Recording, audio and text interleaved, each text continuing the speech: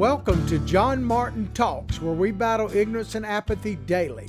The growing ignorance of just how special this experiment we call the United States of America is, and the apathy that we can't or won't do anything and everything to save her. Well, good Monday morning to you, or Monday evening, I guess, depending on where you're watching the show. We got a great show for you today. We're going to talk about the corona vaccine.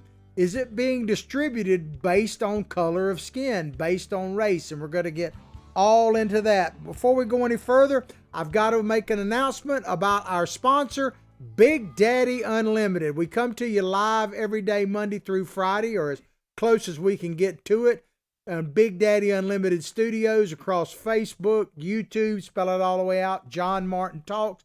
We're also on America's Voice News. Download the free app on your Android, your iPhone. We're rebroadcast on there as a late night streaming show on their streaming channels: Roku, Fire Stick, Apple TV, Channel 219, Dish Network, the Pluto channel, all of that. And all of it is thanks to our sponsor, Big Daddy Unlimited. No matter when or where you're watching the show, look above the video and you will see a description of the show. Scroll down on that and you'll see our sponsorship link. Click on that to your Second Amendment headquarters, Big Daddy Unlimited. You can get guns, ammunition at factory direct pricing delivered directly to your door, including all kind of tactical gear, swag, anything to do with the Second Amendment, guns, ammunition, delivered directly to your door.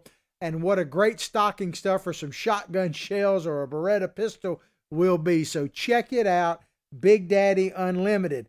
We also want to talk about another sponsor we have, PatriotThreads.org. Now, we just had a giveaway that lasted for 2 weeks, and we now have one lucky listener that has won 3 t-shirts, compliments of PatriotThreads.org and John Martin Talks. And that is Cameron Afshin. I hope I'm saying that correctly. A-F-S-H-I-N. Cameron Afshin. You will be being contacted, but congratulations, Cameron. You have won 3 t-shirts from PatriotThreads.org. Good news, even if you didn't win, you can still check out PatriotThreads.org and get a 20% discount with your promo code JMT, John Martin Talks, JMT. Check out PatriotThreads.org, apparel with a purpose. Another big announcement we have is we are now on Recoil. I've been telling you about that. Recoil TV, it's a YouTube channel. Check it out there. I mean, if you want to have anything to do with Second Amendment, buddy, they cover it all as far as how to use the latest products, you name it. They even have a publication, the Recoil magazine. Check it out. But we now have a channel on Recoil TV, and we'll have some guests from Recoil in the not too distant future. All right, let's get right into this story. This is coming to you from the Daily Mail. Very long title here. That's one thing about the Daily Mail. They have very long titles, so I'll read it. Bear with me. Revealed. Every single U.S. state is being advised to consider ethnic minorities as critical groups for vaccination, with half prioritizing Black and Hispanic residents over white. That's a very lengthy title, but that is what it's all about, the Daily Mail. Every U.S. state has been advised to consider ethnic minorities as a critical vulnerable group in their vaccine distribution plans, according to the CDC, Centers for Disease Control. Now, my first question would be, is this based on science?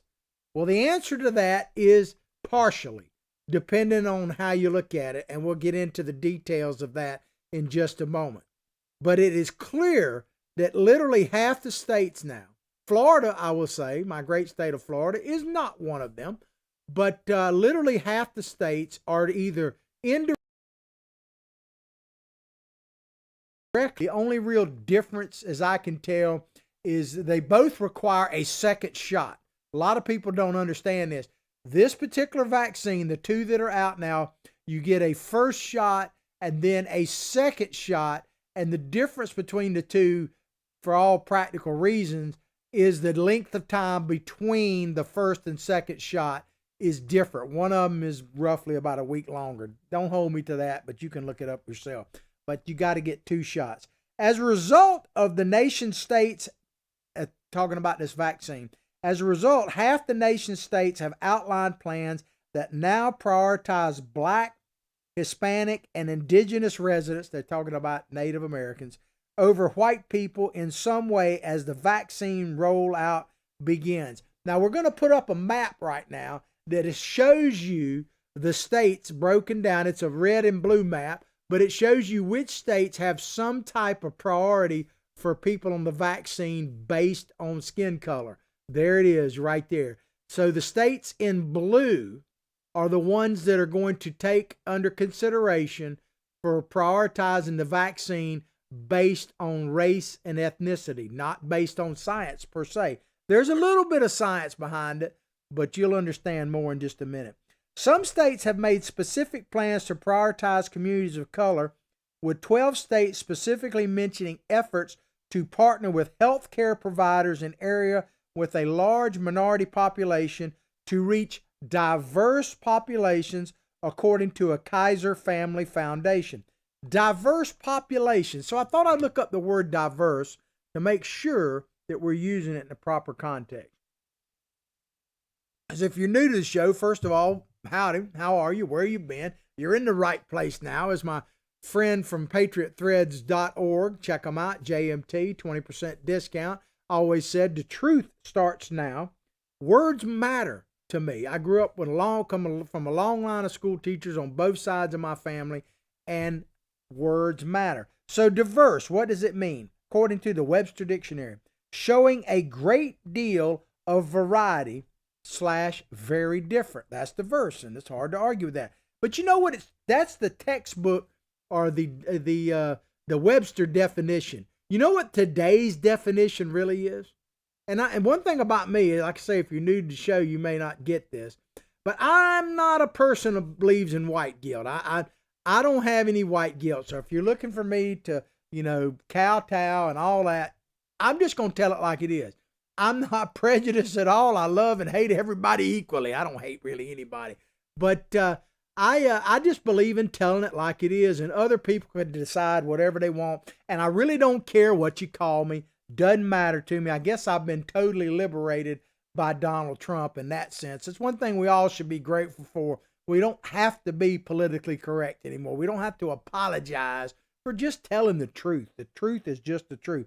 So the truth is, ladies and gentlemen, that diverse, let's read this definition again, and then I'm going to tell you what it really means. Diverse, showing a great deal of variety, very different. The political reality is diverse means non-white. If it's diverse, there can't be any white folks involved in it. That's what it's come to mean. The CDC also issued guidance on its Social Vulnerability Index, the SVI, that uses 15 U.S. Census variables to help local officials identify communities that may need support. So I guess they're trying to use some type of scientific method.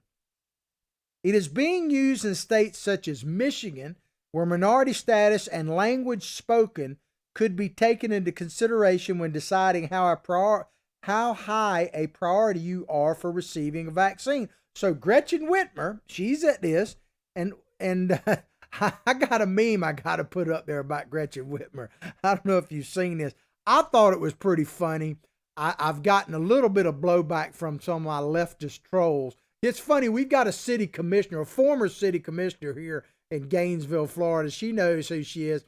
I also run the local Republican Facebook site, and I'm careful about what I put up there, but I put this up there, and she trolled it. It's interesting that we have trolls. What's trolling all about, really? I don't get trolling. I really don't. I guess I take it as a badge of honor that people are trolling. The trolls are back on our site now. There's a lot of them troll me on America's Voice News, for instance, because they died away. It's like right up to the election, they were just hammering me daily. Then after the election, we had about a 2 or 3 weeks where we didn't have any trolls. I guess their paychecks stopped. But now, and maybe it's a good sign that Trump might actually turn this thing around, because the trolls are back. So howdy, trolls. How are you, man? I can't imagine being paid just to sit there and troll somebody. But like I say, I must be doing something right to get trolled. But Gretchen Whitmer, what is this deal here about language spoken?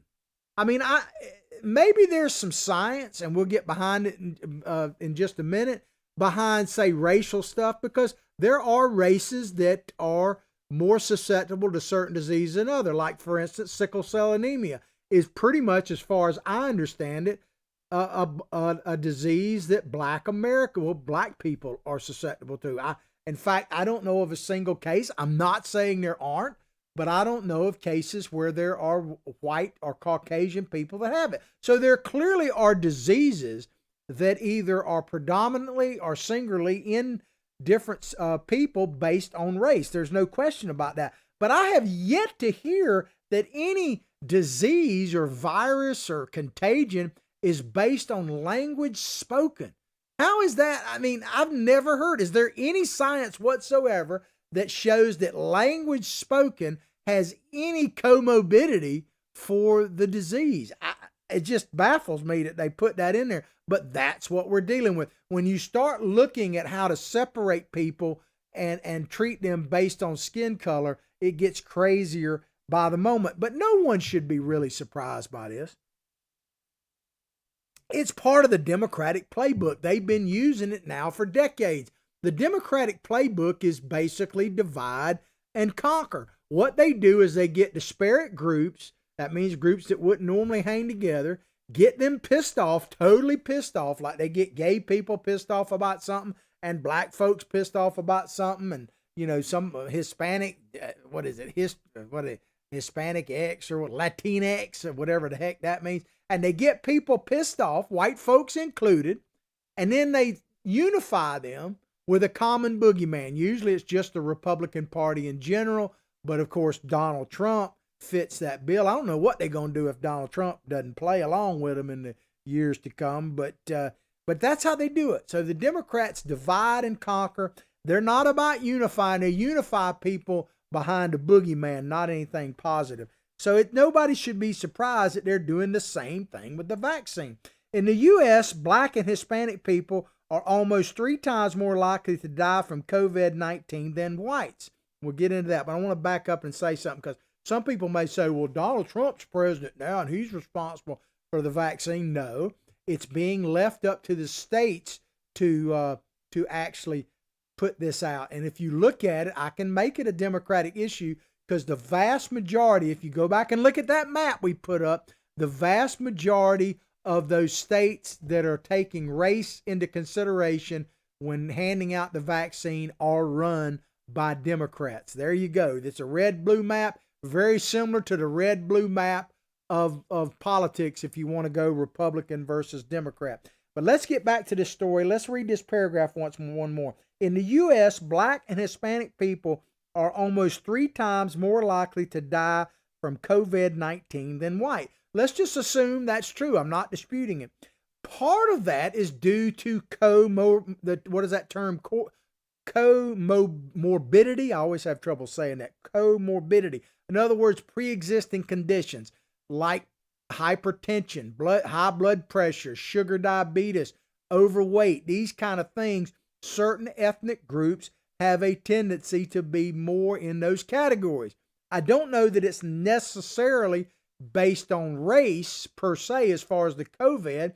Now, the underlying conditions could be, but if that's true, if it's true that these comorbidities, as they say, are a leading cause of whether or not you're going to suffer and or die from COVID-19, shouldn't that be what the vaccine is based on, as far as giving it to priorities of people? Maybe people who have comorbidities. I have trouble with that word for some reason.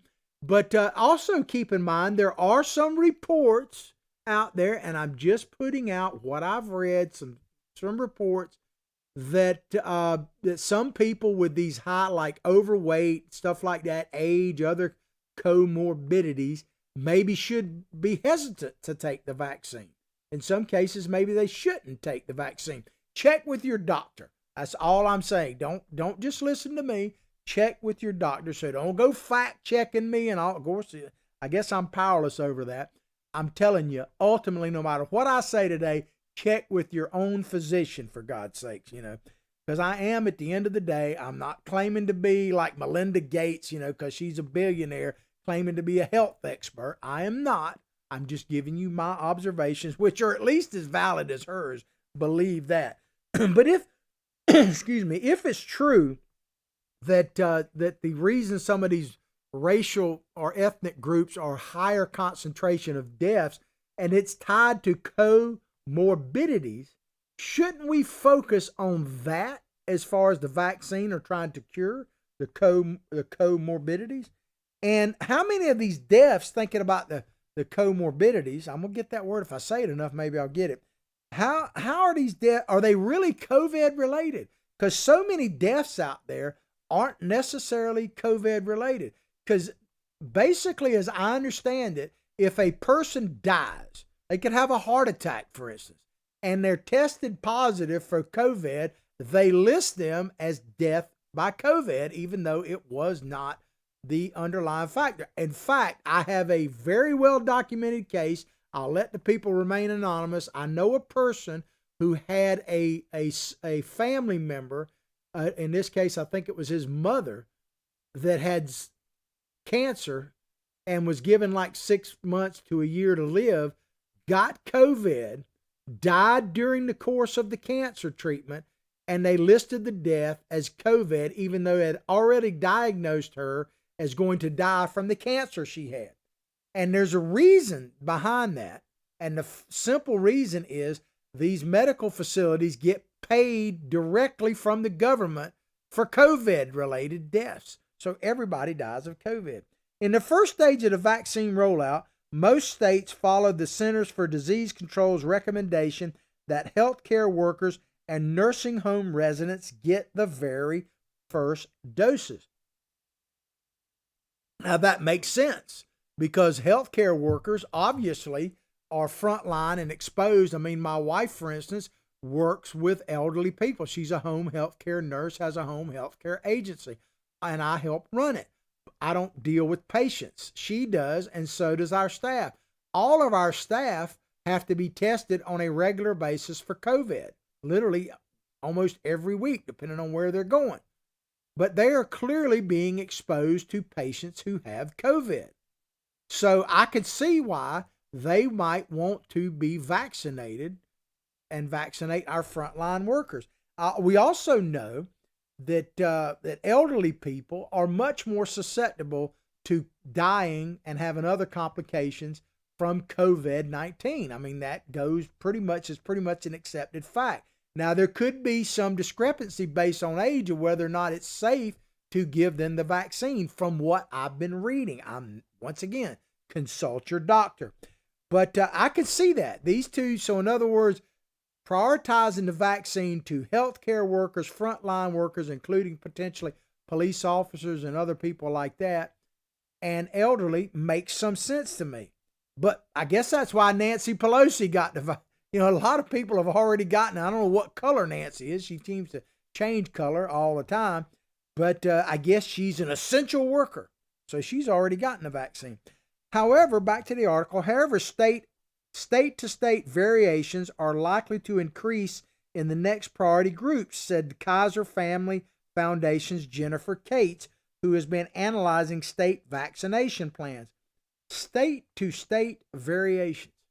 It's interesting to me that that they call for like mask mandates.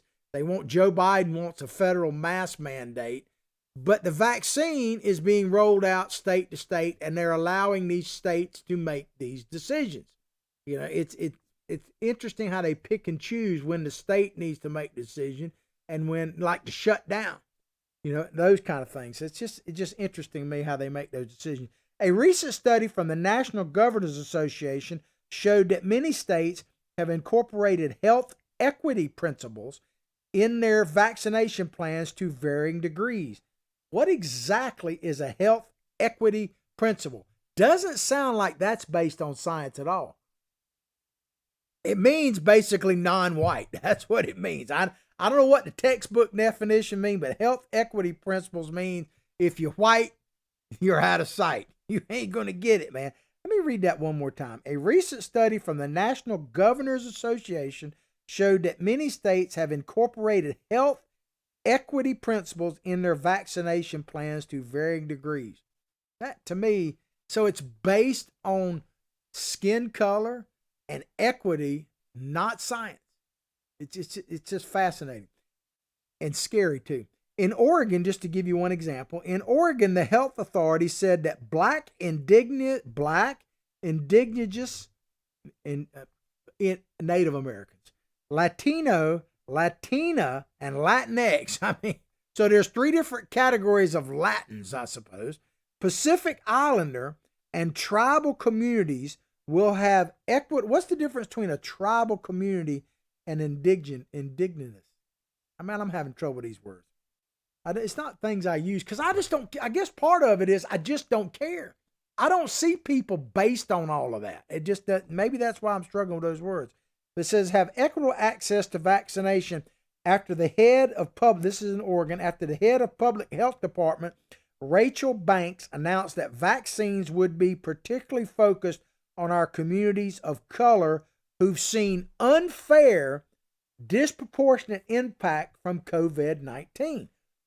Unfair and disproportionate impact from COVID-19. What exactly does that mean? I scratch my head and think about that.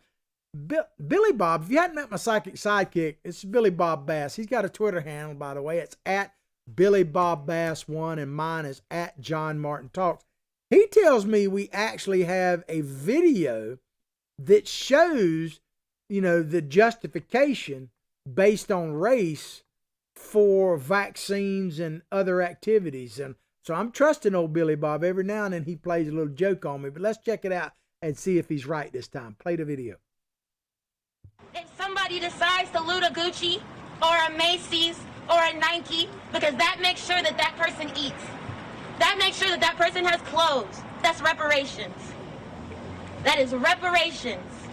Anything they want to take it, because these businesses have insurance. They're going to get their money back. My people aren't getting anything. That's good enough. Well, Billy Bob, you played enough. That was a young lady. That is a real video, non-doctored, where she was a Black Lives Matter, which is a communist organization, the actual organization. She was out in front of a police precinct in Chicago after the big night of looting they had out there a while back. I guess it's pretty much every night to a certain extent. And she was justifying breaking in all these high dollar stores because her people deserve it. I guess she's talking about black people. It's reparations. So is this vaccine? Is it reparations? Is that what it's about? So is that where we are now? That we're going to make health decisions not based on science? Because we keep hearing, oh, you got to believe in the science, got to believe in the science. I mean, how many times have we heard Democrats continuously go, oh, we got to believe in the science? And even old Joe, God help us if he becomes president, saying, oh, I'll leave it up to the science. It's all about the science.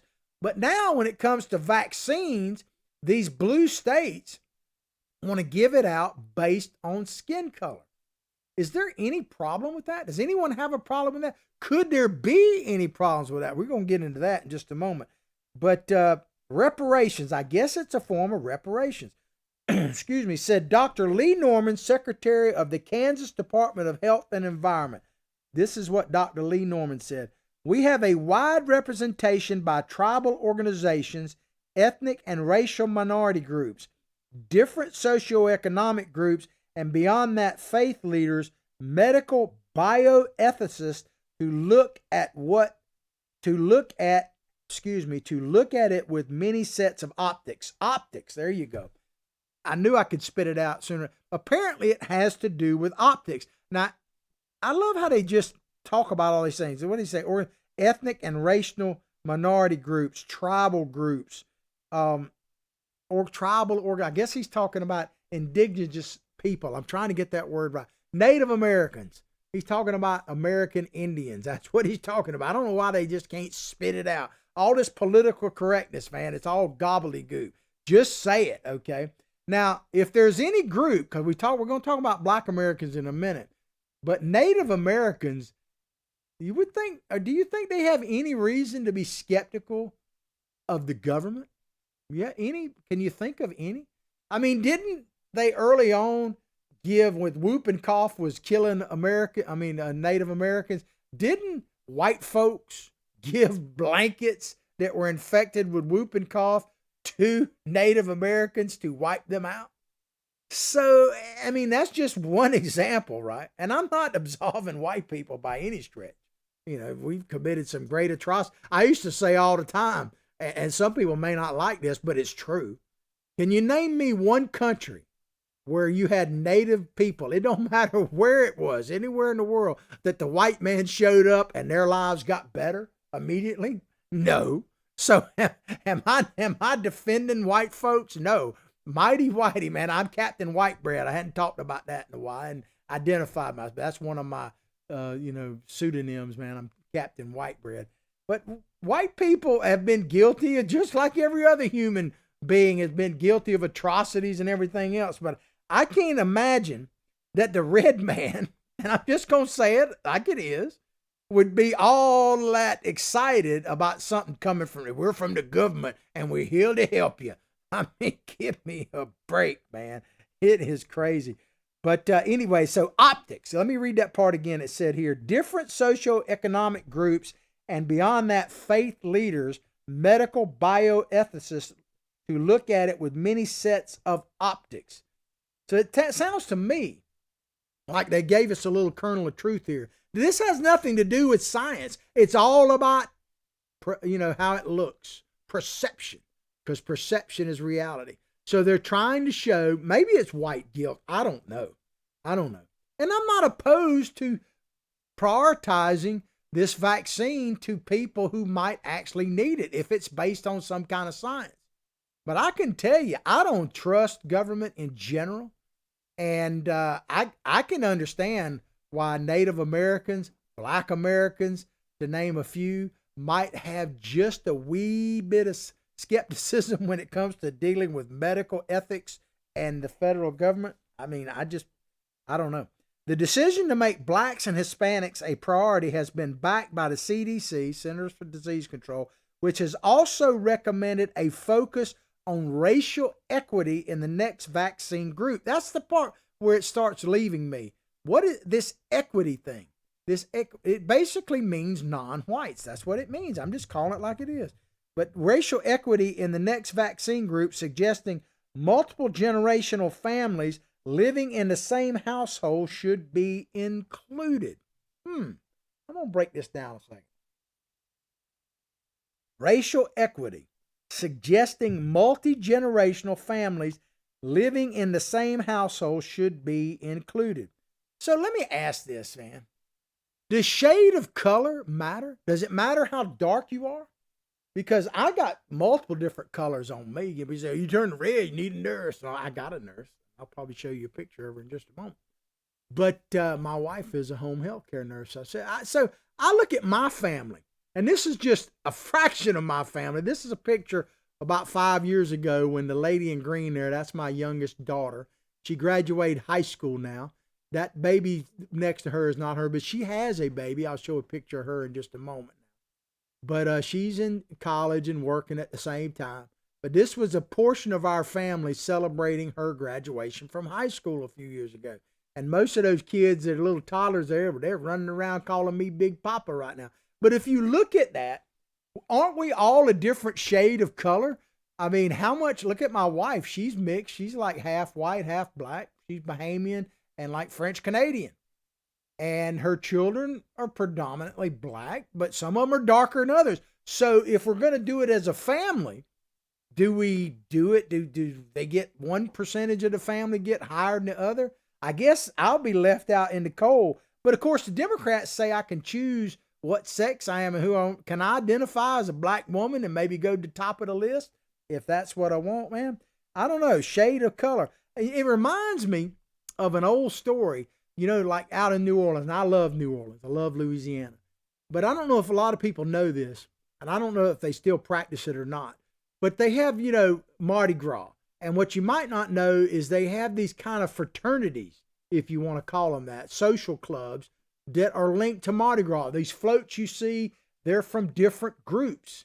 And there are black groups, white groups, mixed groups. But traditionally, in the old days, there were segregated groups. And one of the most segregated groups really was among African Americans. And it really depended on the shade of your skin color.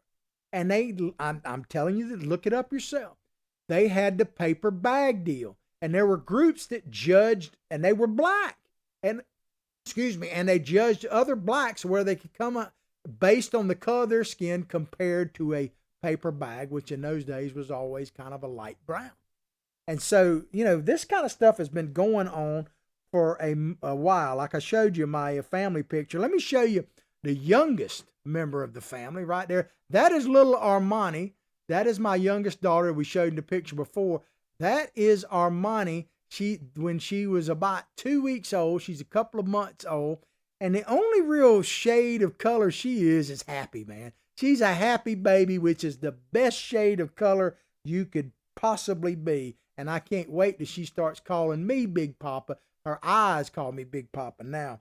But then I want to show a picture of my mom. She died a few years ago at 98. This was a few Christmas ago, about 5 years ago, I guess. And that's me standing there in all my big old glory. And that's my big old son, my actual biological son. But we're a bunch of mutts. We're a big mixed happy family. But I guess the three of us would be left out, right? Unless we're going to channel our inner something else. So it is a mixed bag. But since, it makes me ask this question, ladies and gentlemen. And I've been asking this for a while. How far have we strayed from Dr. King's dream? He dreamed that you would be judged someone by the content of their character instead of the color of their skin. Remember that? I think we got the meme that shows what Dr. King said. And man, are we a long, long way from MLK's dream. There you go right there. I mean, now we're talking about vaccine based on skin tone. You couldn't be more divisive than that. When they talk about diverse, it's actually divisive to do that. But since we're on content of character, if it's based on content of character, well, I can tell you in our family who would get the first shot would be Lizzie, my little dog there. She's great representative. She's got the greatest character. She's a little miniature toy poodle, got my heart in a string there, and she weighs 6 pounds. And look at her. She's like a black and white cookie. So I don't know exactly. You'd probably have to put the shot in different parts of her. But if it's about character, I can tell you right now, my whole family would vote for Lizzie. But while we're showing pictures, if we're going to show pictures of family, and yeah, I'm doing that, I got to show you the latest picture of my little grandson, Dimitri. I call him Bubba D. But look at me leaning over. He's watching his sister, which is my oldest granddaughter, playing basketball for the Rock, which is a private school we're blessed to send her to. And that's little DJ watching his sister intently, and me being all socially distanced and masked up, man. Merry Christmas to you and your family, by the way, if I forget to say that. I'm going to be playing Santa Claus. I shouldn't say that. Santa Claus and me aren't in the same room, kind of like Clark Kent and Superman. But Santa Claus, for your local people out there, is going to be at Hitchcock's today from 3 to 6, taking pictures with children. Hitchcock's in Hawthorne. If you're local, spread the word. Come see Santa. Back to this article. Joe Biden has shown in his choices for his healthcare team that he may be placing an emphasis on racial equity when it comes to the vaccine rollout. We keep coming back to this word equity. If you've noticed, there's very little, if any, science in this article at all. It's all about optics, equity, reparations, those kind of everything to do except science. It says here, as well as a Latino politician for healthcare secretary. This is who Biden picked for his health secretary. As well as Latino politician for health secretary, Biden's selection of Yale University's Dr. Marcela Nunez Smith, I don't know a thing about her, is being read as a sign that his administration will work for equitable distribution of vaccines and treatments among racial and ethnic minorities. So it sounds to me like, and like I say, I'm not knocking this Marcela Nunez Smith. I don't know anything about her. But it sounds to me that Biden picked her based on equity and not on competence. Does that give you faith moving forward? Do you really? It's kind of like the lowest bidder kind of thing. And I'm not being critical of her. You know, it is. Some people I always talk about because I'm in construction. I say, does it make you comfortable to know that this building was built by the lowest bidder, or the plane that we're flying on, and all that kind of stuff? I'm more about competence than equity. I can tell you right now, when I go, if I have to go in for some kind of operation or something, I don't want one. Wouldn't you want your doctor to be competent? Do you really care what they look like? It doesn't make any sense to me. But this Nunez Smith, which is Biden's pick for health secretary, said, we cannot get this pandemic under control if we do not address head on the issues of inequity in our country. There is no other way. That's what she said. So now, life and death is based on skin color? Could there be any problems with this at all? Does anybody see any problems with this? So I'm going to say that again. Life and death is now based on skin color. We're going to choose who lives and who dies if you assume the vaccine is a life and death issue based on skin color. That challenge faces widespread skepticism among minorities. Here we get to an interesting point. Minorities, that the healthcare system has their best interest in mind. Now, I wonder, as I said earlier, why would people of color be concerned about the federal government? Have you ever heard of the word Tuskegee? Tuskegee, Alabama. Now, everybody thinks about the Tuskegee Airmen. They've made movies of that, and they were heroes, no question about it. What about the Tuskegee Project? Have you heard about that? That happened where they used black people as guinea pigs. The government, the military, actually infected. Let me read to you straight from the story here. Not this story, but looking up that Tuskegee experiment. That's what it's called. The Tuskegee experiment began in 1932 at a time when there was no known treatment for syphilis. After being recruited by the promise of free medical care, I'm not saying it's happening now.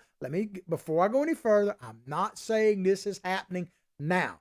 So if you want to fact check me or whatever, I'm simply telling you what happened in 1932, and it's a fact.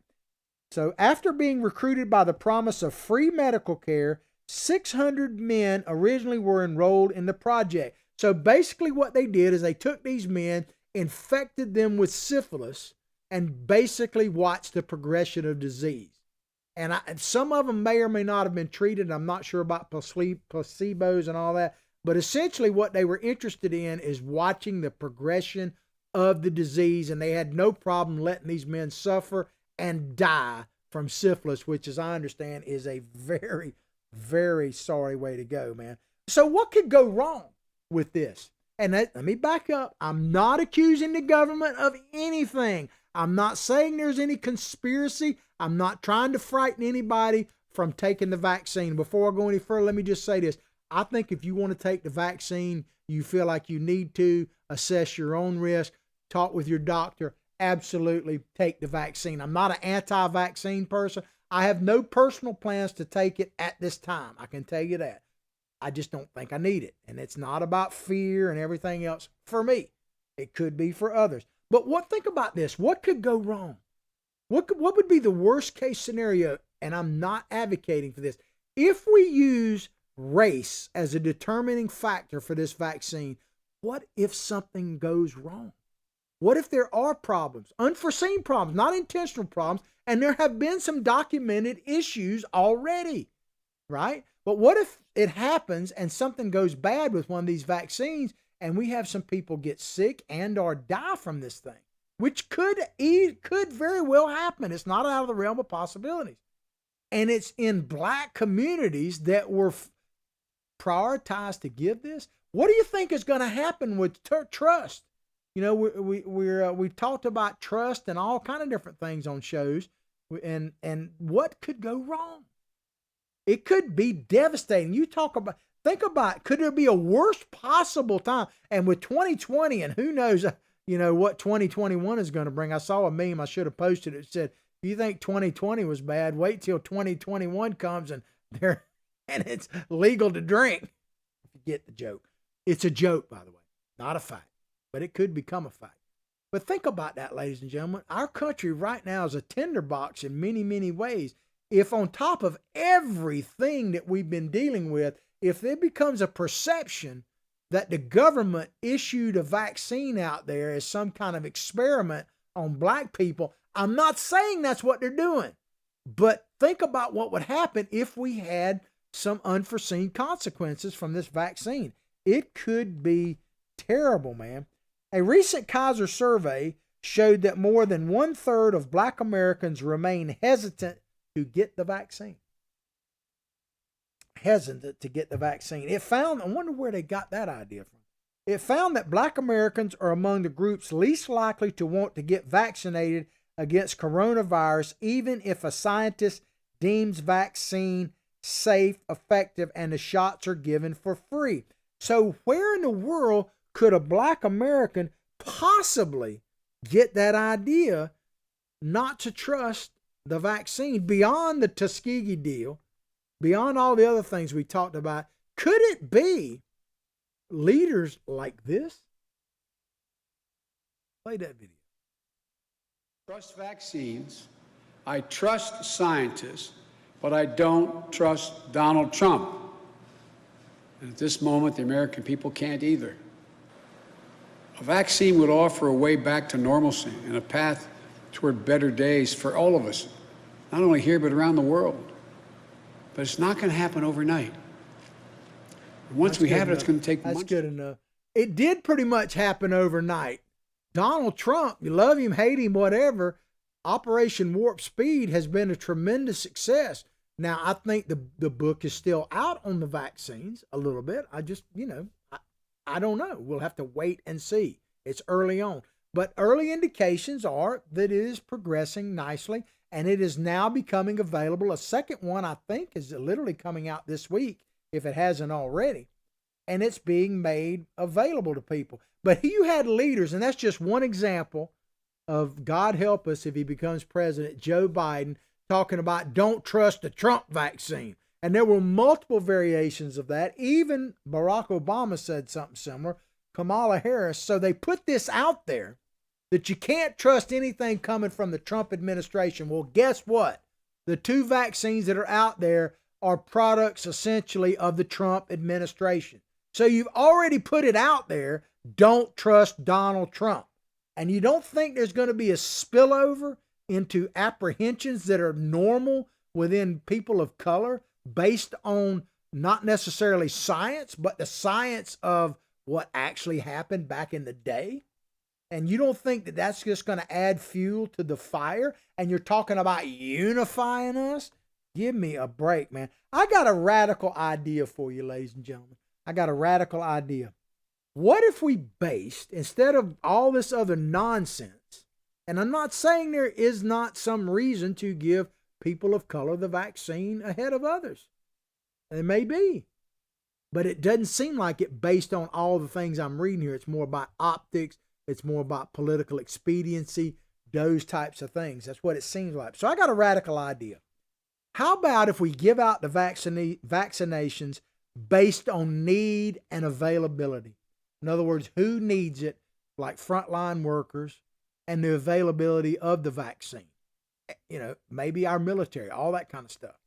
What if we based it on stuff like that? And here's the most radical idea of all. I mean, this is just off the chain. I might get banned for saying this next idea.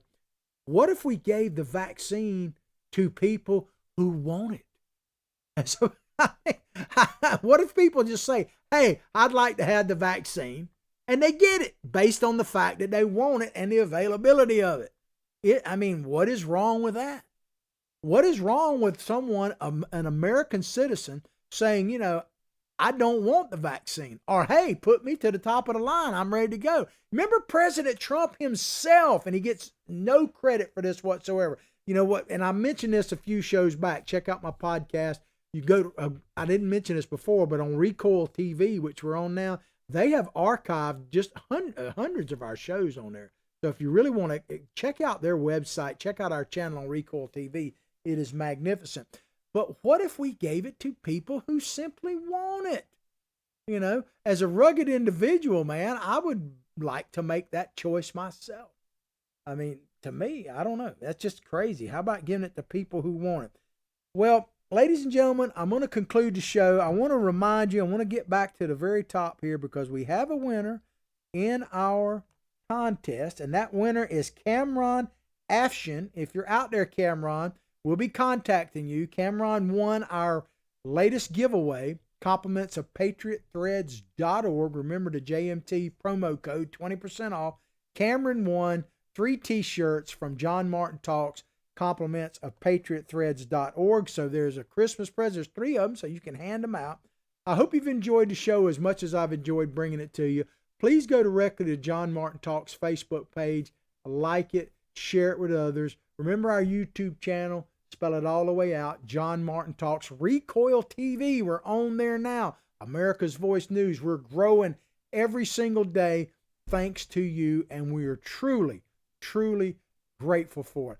I'll pray for your family. You pray for mine. Let's both pray for this great nation and our president. They both have certainly earned and deserve it.